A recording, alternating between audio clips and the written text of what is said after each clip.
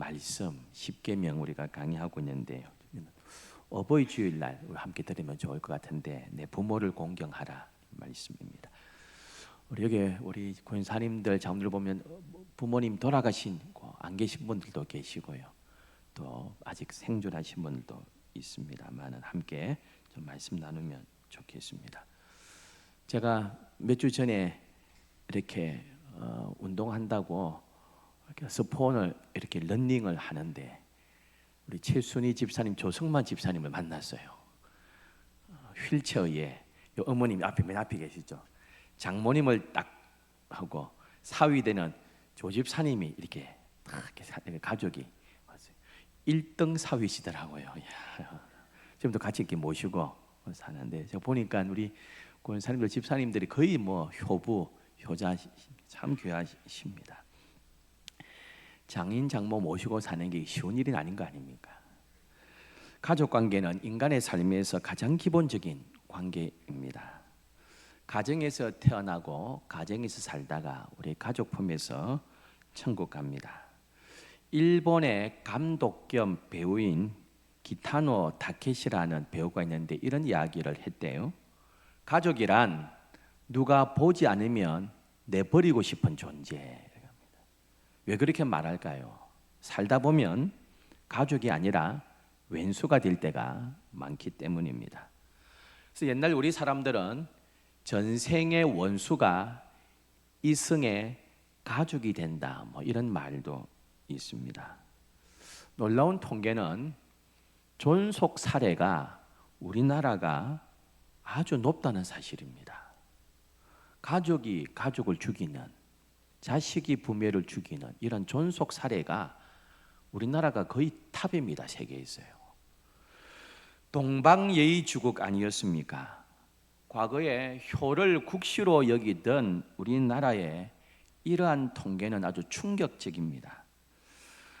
특히 우리 사회가 가족 중심으로 살다 보니까 가족이 오래 함께 부대끼면서 쌓인 갈등이 극단적인 선택으로 나타난 분석이라고들 합니다. 우리 이런 상황에서 내 부모를 공경하라는 말씀은 우리가 다시 한번 새겨보면 좋을 것 같습니다. 공경하라가 뭡니까? 공손하게 대접하고 조심하며 정중하게 받든다는 겁니다. 이 히브리어 단어 한번 따라 하실까요? 우리 익숙치 않지만 카베드. 일본 가면요 꼭 사오는 게 있대요. 카베진 아세요 혹시? 위장약 카베진 아니고 카베드입니다.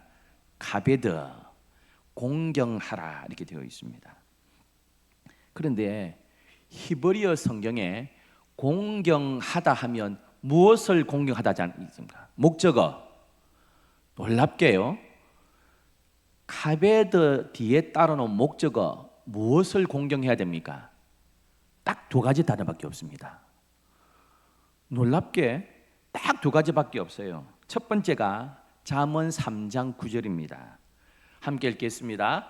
내 재물과 내 소산물의 처음 익은 열매로 여호와를 공경. 누구를 공경해요? 여호와.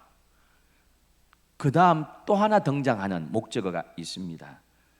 오늘 읽었던 출애굽기 20장 12절 함께 읽습니다. 내 부모를 공경하라는 단어의 목적은 딱 두 가지밖에 없어요. 첫 번째 하나님, 여호와. 두 번째 부모님. 그 외에는 목적어가 없습니다. 이게 충격적입니다. 카베드, 공경하라. 누구를요? 여호와 하나님, 부모님. 하나님을 존중히 섬기듯이 부모님을 존중히 여기고 공경하라고 말씀합니다. 말라기 1장 6절 제가 읽겠습니다. 내 이름을 멸시하는 제사장들아, 나 만군의 여호와가 너에게 이르기를 아들은 그 아비를 종은 그 주인을 공경하나니 내가 아버지일진데 나를 공경함이 어디 있느냐. 말라기 기자도요 아버지와 하나님의 모습 사이에 연관성을 강조합니다. 하나님을 공경하듯이 부모를 공경하라고 말씀합니다. 과거에 제가 설교하다 한번 말씀드렸는데 기억나시는지 모르겠는데 저희 아버지도요 결혼해서 장모님 모시고 살았습니다. 그러니까 저희 돌아가신 외할머님, 외조모님이 나이 30에 과부가 되셨거든요. 그래서 외동딸을 키우며 살았거든요. 그래서 결혼해가지고 가난한 남자애 둘이 만나가지고요, 통영에 단칸방 얻어가 사셨습니다. 그래서 저희 아버지는 부산에서 직장 다니고요, 주말 부부를 한동안 하셨거든요. 그 집에 오시면, 통영에 오시면 단칸방이잖아요. 신혼부부 아닙니까? 그럼 저희 이제 그 장모님께서 단칸방에 같이 주무실 수 없으니까요, 이렇게 주말에는 교회에서, 교회 장의자에서 기도하다가 주무시고 이렇게 하고, 또 월요일 아침 일찍 출근하시고 이제 부산 가시면 집에서 따님하고 이렇게 어머니하고 같이 생활하죠. 50년을 이렇게 모셨는데, 제가 철 들고 보니까 야, 어째 아버지 고생하셨구나. 장모님 모시며 평생 50년 사시는 거 참 고생하셨구나. 서로 참 불편한 거 참으시면서 사셨구나 생각합니다. 그래 보면 우리 조성만 집사님 대단해요. 이렇게 아들처럼 이렇게 하시는데 존경합니다. 그러니까 이 카베드, 공경하라, 누구를요? 딱 두 단어밖에 없대요. 여호와 하나님, 그리고 부모님. 레위기 19장 3절, 너희 각 사람은 부모를 뭐 하라고요? 경외하고.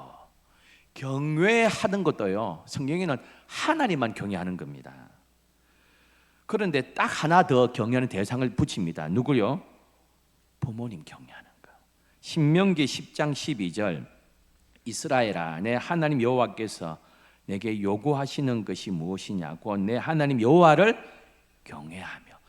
여호와를 경외하는데 역시 경외하다는 또 하나의 존재는 부모님이라고 하고 있습니다. 공경하는 것도 딱 두 종류밖에 없습니다. 두 분만입니다. 여호와 하나님, 부모님.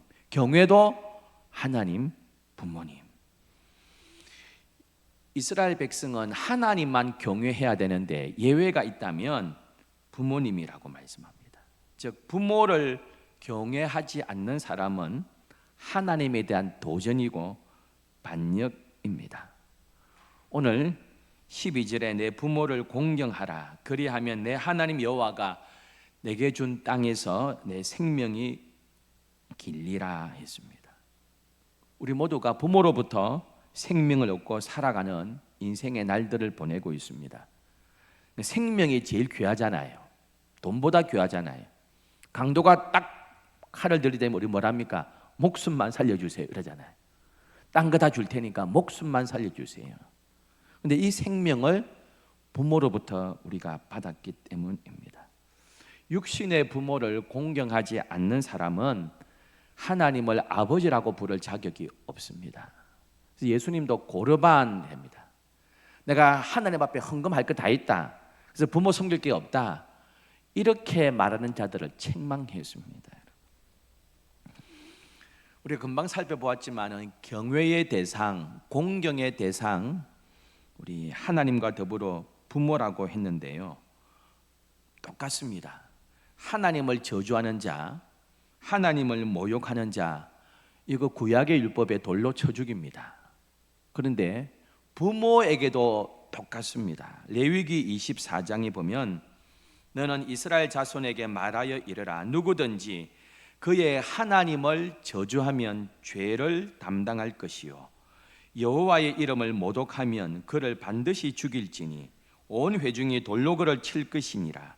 그루민이든지 본토이든지 여호와 이름을 모독하면 그를 죽일지니라. 여호와를 모독하면 돌로 쳐 죽이라고 율법에 말씀합니다. 그런데 출애굽기 21장 15절, 자기 아버지나 어머니를 치는 자는 뭐라고요? 똑같은 벌 받습니다. 출애굽기 21장 17절, 자기의 아버지나 어머니를 저주하는 자는 반드시 죽일지니라. 구약의 율법은 아주 엄했습니다. 그러니까 하나님을 경외하는 것처럼 부모를 똑같이, 하나님을 저주하면 죽이듯이 부모를 때리거나 부모를 저주하는 자 똑같이 그렇게 동등한 대상으로 하나님께서 여기셨습니다. 우리 지금 5계명을 우리가 이제 지금 보고 있는데 1계명부터 이제 인간과의 관계를 말씀하는 첫 번째가 부모 공경입니다. 부모 공경보다 더 좀 주의해야 되는 건 살인 아닌가요? 살인하지 말라가 더 엄한 건 아닌가요? 근데 그것보다 부모 공경을 제일 먼저 놓고 있습니다. 이유가 뭐겠습니까? 부모가 하나님과 이웃을 연결하는 고리이기 때문입니다. 하나님을 공경하듯 부모를 공경하는 사람이 이웃과의 관계도 잘할 수 있다는 말입니다. 그래서 부모 공경은 신학적인 계명인 동시에 인간의 윤리적 계명의 딱 경계선에 있습니다. 그래서 하나님 사랑, 이웃 사랑을 연결시켜 주는 것이 부모 공경이라고 합니다. 예수님도요, 성령으로 잉태되었지만 육신의 부모를 잘 공경했습니다. 십자가 위에서 돌아가실 때도요, 그 밑에 있는 어머니 마음이 너무 아파가지고 부탁하고 돌아가십니다. 요한복음 19장에 예수께서 자기의 어머니와 사랑하시는 제자 요한이거든요, 곁에 서 있는 것을 보시고 자기 어머니에게 말씀하시되 여자여 보소서 아들이니이다 하시고 또 그 제자에게 이르시되 보라 네 어머니라. 요한아, 네 어머니다. 잘 부탁한다. 그리고 천국 갑니다. 돌아가실 때도요, 그 어머니가 마음에 참 아팠습니다. 또 하나 생각할 것은요, 따라하실까요? 공경하라. 그런데요, 순종하라고 안 했습니다. 출애굽기는 공경하라 그랬습니다. 순종 못할 말씀도 있기 때문입니다. 예를 들면 예수 믿지 마, 우리는 대대로 불교 집안이야. 그 순종해야 됩니까? 순종 안 해야 됩니까? 순종 못 하잖아요. 도리어 전도해야 되잖아요, 부모님은. 우리 집안은 대대로 불교야. 네가 이렇게 엉망 모일 때마다 우리 친척들 네 때문에 우사스럽다. 네 혼자 지금 교회 나가잖아. 온 집안이 불교인데 안 다녀야 되겠습니까? 전도해야 되잖아요. 그거는 따를 수 없잖아요. 순종하라고 안 했습니다. 뭐라고요? 공경하라 했습니다. 무슨 말이냐면 순종은 못합니다. 하나님의 말씀에 어긋난 일은 순종은 못하지만 부모에게 대들고 부모한테 막 소리 지르고 부모한테 화를 내고 이러지 마라 했습니다. 말씀에 어긋난 것은 순종은 못하지만 공손한 태도로 부모를 공경하는 태도로 대하라는 것입니다. 아버지 말씀에는 제가 따를 수 없습니다. 하지만 아버지 사랑합니다. 이런 자세를 유지해라는 것입니다. 우리는 공경도 안 하면서 순종도 안 하면서 공경도 안 할 때가 있습니다. 그건 잘못되었습니다. 따를 수는 없지만은 태도는 어떻게 하라고요? 공경하는 태도로, 겸손한 태도로, 사랑의 태도로 대하라고 말씀합니다. 그래서 순종은 못하지만 부모를 대할 때요, 사랑의 마음으로, 태도는 겸손한 마음으로 공경하라고 말씀하고 있습니다. 이걸 신약에서 새롭게 해석을 했거든요. 에베소서 6장 1절 함께 읽겠습니다. 자녀들아 주 안에서 너희 부모에게 순종하라. 이것이 옳으니라. 주 안에서 순종. 그 말씀에 어긋난 것은 따를 수 없습니다. 그렇다고 소리 지르고 부모에게 무안 주고 해서는 안 됩니다. 우리의 자세와 태도는 공경하라고 말씀하고 있습니다. 그래서요, 막 부모한테 막 아니면 하고 소리 지르고 막 무안 주고 대들면 안 됩니다. 우리 어르신들은 나이 들어갈수록 아이가 된다 하지 않습니까? 그래도 부모를 공경하는 태도 우리에게 있어야 됩니다. 끝으로 부모를 공경하라는 이 단어, 부모라는 이 단어는 대명사라고 신학자들이 이야기합니다. 육신의 부모뿐 아니라 어른을 이야기하는 겁니다. 직장에서는 상사고요, 나라에서는 왕이고 대통령이고, 학교에서는 선생님이고, 어른을 대표하는 대명사로 부모다, 그렇게 이야기합니다. 과거에 우리나라는 군사부 일체라고 했잖아요. 스승의 그림자도 밟지 않는다고 그랬습니다. 왕과 스승과 부모를 동일하게 우리나라 생각했습니다. 성경도 비슷합니다. 사무엘상 24장 8절에서 11절, 다윗이요 사울을 죽일 수 있는 기회인데 살려두고 외치는 이야기입니다. 다윗도 일어나 굴에서 나가 사울에 대해서 외치리되, 그 다윗이 사울을 살려주고 이렇게 합니다. 내 주 왕이여, 주라고 부릅니다. 사울이 돌아보니라 다윗이 땅에 엎드려 절하고 사울에게 이르되 보소서, 사람들의 말은 왕을 어찌하여 들으시나이까? 오늘 여호와께서 굴에서 왕을 내 손에 넘기신 것을 왕이 아셨을 것이니이다. 어떤 사람이 나를 권하여 왕을 죽이라 하였사오나 내가 왕을 아껴 말하기를 나는 내 손을 들어 내 주를 해하지 아니하리니 이는 여호와의 기름 부음을 받은 자이기 때문이라 하였나이다. 내 아버지여 보소서. 그 사울을 부를 때 뭐라 부릅니까? 내 주. 금방 내 아버지 이렇게 부릅니다. 그 왕을 부를 때 주님 부르고 사울 왕을 부를 때 내 아버지여 이렇게 부릅니다. 이스라엘도 우리하고 문화가 비슷한 것 같아요. 왕을 부를 때 아버지라 부르고 또 주라고 부릅니다. 스승을 향하여서 아버지라고 불렀습니다. 열왕기하 2장 12절에 엘리사가 보고 소리 지르되 뭐라고 부릅니까? 내 아버지요, 내 아버지요, 이스라엘의 병거와 그 마병이여 하더니, 스승 엘리야가 하늘로 승천하는 거 보면서요, 스승 핏줄이 전혀 없는 스승이거든요. 그런데 내 아버지, 내 아버지, 영적 아버지, 내 아버지 이렇게 부르고 있습니다. 그래서 부모를 공경하라는 이 말은 부모라는 대명사입니다. 어른을 가리키는, 스승을 가리키고 왕을 가리키고, 직장에서는 상사를 가리키고, 여러분 상사를 대할 때에, 선생님을 대할 때에요, 부모로서 공경한 태도를 가지라고 말씀하고 있습니다. 여러분 오늘날 보면 가끔 뉴스 보면 안타까운 뉴스가 들어 있습니다. 학교의 교무실까지 찾아와 가지고요, 부모가 막 선생님한테 막 소리 지르고 막 폭력을 행사하고 무안 주고 선생님이 충격받아 가지고 막 병원 치료 다니고 이렇게 병가 내고 막 교권을 막 학부모가 와가지고 막, 그러면 그 아이들이 선생님을 어떻게 대하겠습니까? 요즘 학교 선생님 하는 거 참 힘듭니다, 여러분. 얼마나 힘들겠습니까? 학원도 마찬가지입니다. 우리 교회도 이렇게 학원 하시는 분들, 피아노 학원부터 몇 분이 계신데요, 부모들이 문제랍니다. 부모들이 극성입니다. 아이들이 어떻게 선생님을 존중하고 존경하겠습니까?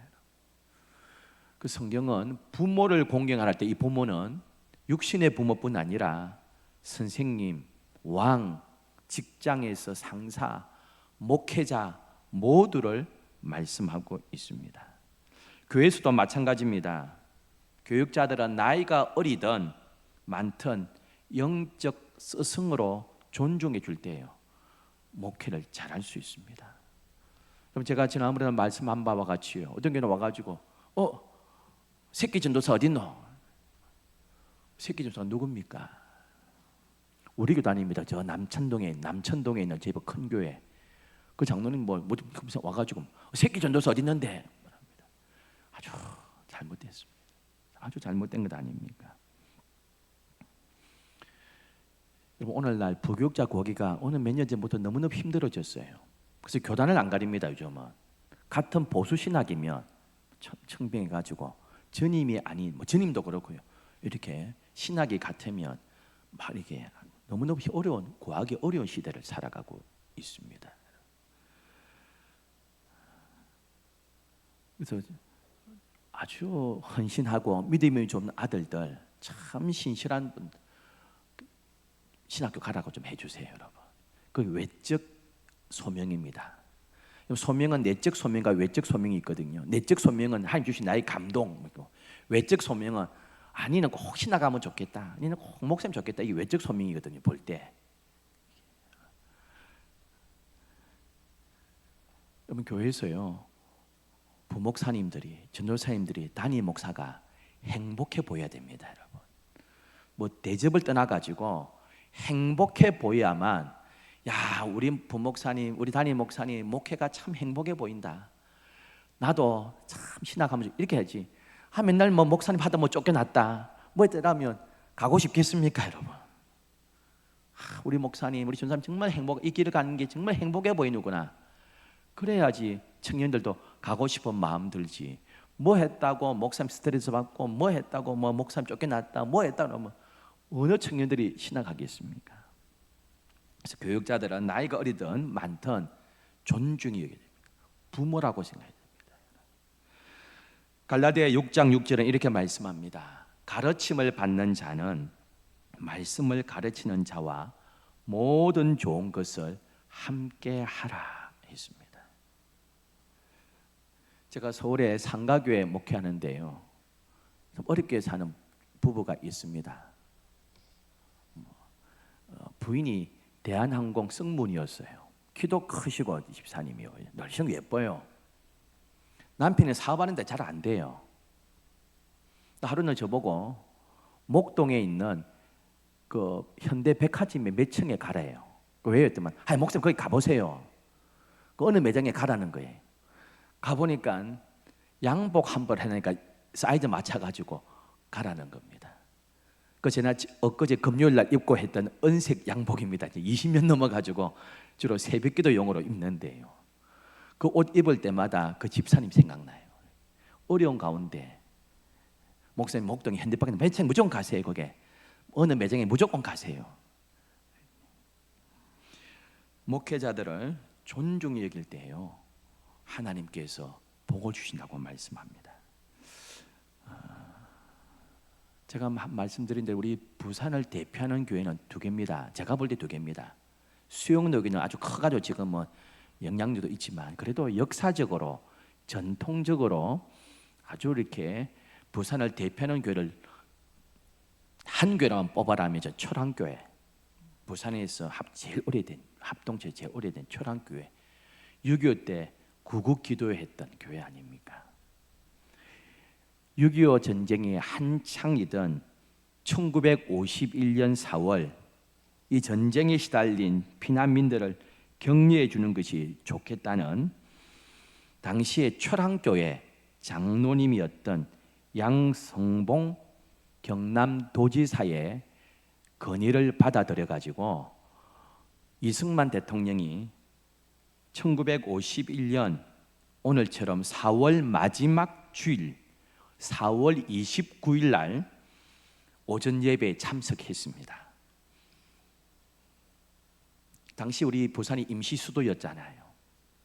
그때 한상동 목사님, 고신척에서는 살아있는 순교자 이렇게 했는데요, 한상동 목사님 신사참배 반대하다가 옥고도 치르시고 나오시가 설교를 하셨어요. 축도하신 이후에 대통령이 참석했잖아요. 인사시켰습니다. 경남도지사 장로님이고요. 그래서 이번 일종의 거기서 말씀하는 게 대국민 메시지가 되는 거죠. 오시라, 나와서 한 말씀 대통령께서 하시라 했습니다. 이승만 대통령 올라오세요 이랬더니 이승만 대통령께서요, 우리는 지금 없잖아요, 올라와야 되는데 아래 강대상이 있었거든요. 아닙니다.